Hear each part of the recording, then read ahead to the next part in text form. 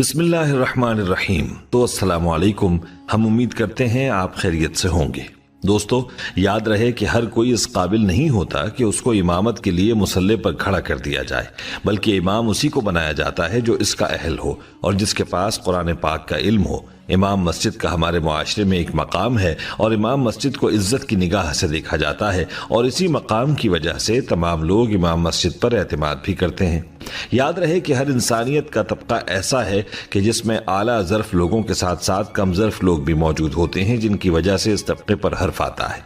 आज की वीडियो में हम आपको एक इमाम मस्जिद की शर्मनाक कहानी सुनाने वाले हैं, जिसने अपने ही एक एहसानमंद दोस्त के साथ धोखा किया और अपने दोस्त की बीवी के साथ नाजायज ताल्लुकात कायम किए। इस इमाम मस्जिद ने यह सब कैसे किया और इसने अपने बिजनेसमैन दोस्त की पढ़ी लिखी बीवी को अपने जाल में कैसे फंसाया, इस हवाले से मुकम्मल तफसील जानने के लिए वीडियो को आखिर तक लाजमी देखिएगा।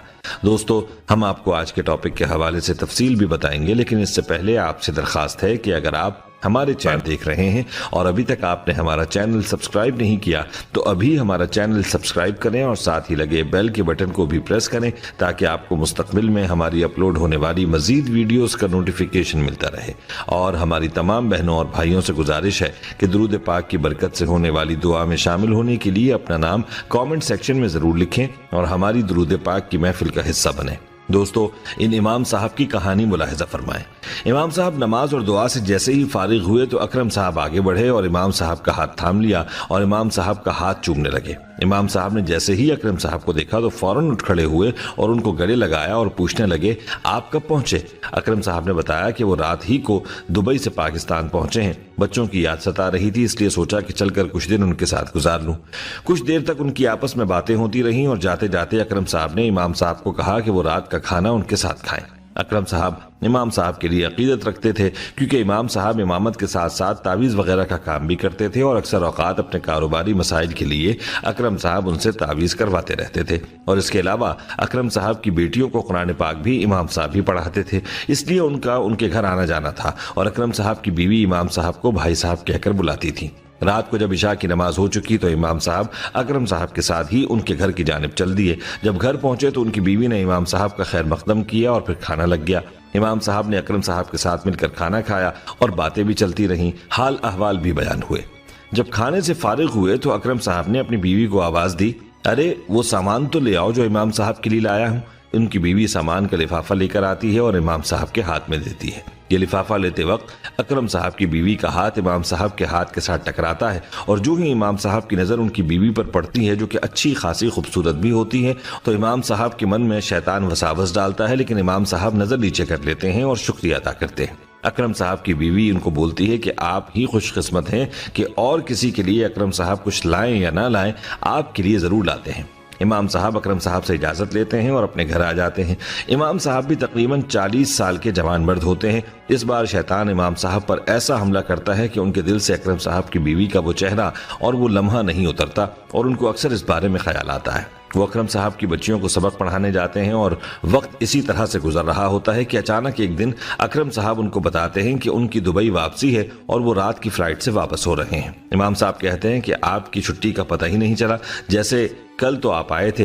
वो बताते हैं कि उनको आए हुए 2 माह गुजर चुके हैं और आज वो वापस चले जाएंगे। वो इमाम साहब से रुखसत हो जाते हैं। फिर अकरम साहब रात की फ्लाइट से वापस दुबई पहुंच जाते हैं। अभी 2-3 दिन ही गुजरते हैं कि इमाम साहब को दिन के वक्त अकरम साहब के घर से कॉल आती है और अकरम साहब की बीवी का ये फोन होता है। वो इमाम साहब से कहती हैं कि वो उनके घर आ जाएं, उनसे उनको जरूरी काम है। इमाम साहब हाँ बोलकर फोन बंद कर देते हैं और फिर वो अकरम साहब के घर चले जाते हैं। उनकी बीवी दरवाजा खोलती है और उनको अंदर ले जाती है और फिर उनको बताती है कि अकरम साहब को दुबई की पुलिस ने गिरफ्तार कर लिया है। किसी ने उनके ऑफिस से मंशियात रखकर उनको रिपोर्ट करवाई है और पुलिस उनको उठाकर ले गई है। वो सख्त परेशान होती है और इमाम साहब से कहती है कि खुदा के लिए कुछ ऐसा करें कि उसका खावंद इस केस से निकल आए। अगर वो जेल चले गए तो उनकी जिंदगी बर्बाद हो जाएगी। वो इल्तिजा करते करते इमाम साहब के कदमों में बैठ जाती है। इमाम साहब के दिल के वसावस भी अपनी जगह मचल रहे होते हैं, लेकिन वो जब्त करते हैं और कहते हैं कि अकरम साहब को कुछ नहीं होगा और फिर कहते हैं कि मैं आपको एक तावीज़ लिख कर देता हूँ, जिसे आपने अपने घर में छत के साथ लटका देना है।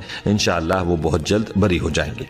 इमाम साहब अकरम साहब की बीवी से कागज मांगते हैं और उनको तावीज़ बनाकर देते हैं और तरीका बताकर इजाज़त लेते हैं। अकरम साहब की बीवी इस तावीज़ को घर में लटकाती है और दुआएं भी करती है और अकरम साहब 3-4 दिन के बाद बाहर आ जाते हैं और बाइज्जत बरी भी हो जाते हैं। इस बात की खबर उनकी बीवी इमाम साहब को देती है और इमाम साहब की ऐसी मोतक़िद हो जाती है कि इमाम साहब के लिए कुछ भी करने को तैयार हो जाए। उनके साथ शुक्रिया अदा करने बिशी चली जाती है और अब इमाम साहब को शैतान मजीद भड़काने में जोर लगाता है। और फिर एक दिन वही होता है जो कि नहीं होना चाहिए था और इमाम साहब अपने ही दोस्त की बीवी के साथ नाजायज ताल्लुक कायम कर लेते हैं और यूं इमाम साहब इस गुनाह में मुब्तला हो जाते हैं जो कि एक आम मुसलमान को भी जेब नहीं देता और ये अपने उस दोस्त की इज्जत पर हाथ डालते हैं जो उनका हद से ज्यादा अकीदतमंद है और जिसके इमाम साहब पर बड़े एहसान हैं।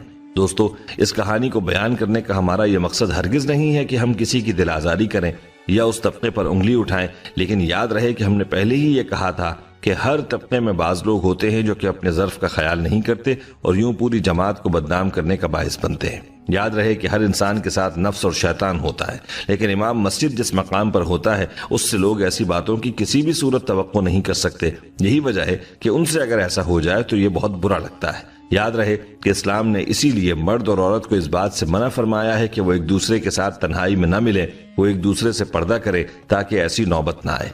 याद रहे इस्लाम की तालीमात तो औरत को यहाँ तक एहतियात का दर्स देती है कि अगर दरवाजे पर कोई मर्द दस्तक देता है तो अंदर से औरत को चाहिए कि उसके साथ जो बात करे तो उस बात में अपना लहजा सख्त रखे और नरमी से बात न करे ताकि वो मर्द इसकी नरमी का गलत मतलब न ले। लेकिन दोस्तों, आजकल के मुआशरे में पर्दा न होने की वजह से ऐसी खराबियां पैदा होती हैं, खवातीन गैर महरम मर्दों को भाई साहब कहने के बाद उन पर एतमाद करने लगती हैं और फिर नतीजा जो होता है वो मज़कूरा कहानी में सामने आ ही चुका। इसलिए चाहिए कि मर्द चाहे कोई भी हो उनसे खवातीन मुकम्मल पर्दा करें, न सिर्फ शक्ल सूरत का बल्कि गुफ्तगू का भी। गैर जरूरी बातों से गुरेज करना बहुत ज्यादा जरूरी है और किसी मर्द के साथ तन्हाई में बिल्कुल वक्त न गुजारें, इसकी इस्लाम में सख्त ममानियत है। अल्लाह ताला से दुआ है कि अल्लाह ताला हमें दीन की समझ नसीब फरमाए, आमीन। दोस्तों, आज की इस वीडियो को अपने दोस्तों के साथ ज्यादा से ज्यादा शेयर करें और अगर आप चाहते हैं कि हम आपके लिए आपकी मर्जी का कोई वजीफा या मौजू लेकर आएं तो आप इस बारे में हमें कमेंट सेक्शन में आगाह कर सकते हैं। हमें उम्मीद है कि आपको हमारी आज की ये वीडियो जरूर पसंद आई होगी। अगर आपको हमारी आज की ये वीडियो पसंद आई है तो सबसे पहले तो इस वीडियो को लाइक करें और अपनी राय का इजहार कमेंट सेक्शन में करें और आपसे एक बार फिर दरखास्त है कि आप हमारे चैनल को जरूर सब्सक्राइब करें और साथ ही लगे घंटी के बटन को भी क्लिक करें ताकि आपको मुस्तकबिल में हमारी अपलोड होने वाली मजीद वीडियोस का नोटिफिकेशन मिलता रहे। अल्लाह ताला से दुआ है कि अल्लाह ताला हमें आसानियां अता फरमाए और आसानियां तकसीम करने का शरफ अता फरमाए, आमीन या रब्बल आलमीन। वस्सलामु अलैकुम व रहमतुल्लाहि व बरकातुहू।